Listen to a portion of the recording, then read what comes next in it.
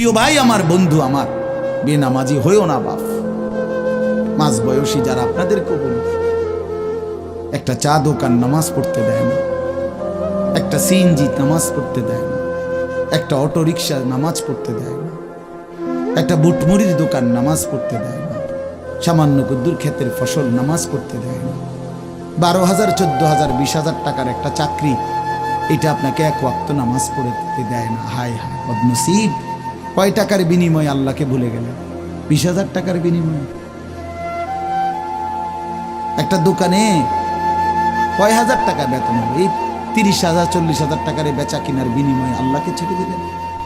যুবক ভাই, তোমরা এই 12, 14, 20,000 টাকার একটা মোবাইলের কাছে আল্লাহকে ছেড়ে দিলা। মাত্র 20,000 টাকায় তুমি ইমানদার বিক্রি হয়ে গেলা। ছি ছি ছি! মোমেন তো এত কম দামে বেচা হয়, এত অল্প দামে তো বেচা হইবার কথা না ভাই। মাত্র একটা 15-20,000 টাকা দামের মোবাইলের কাছে তো বিক্রি হয়ে গেল।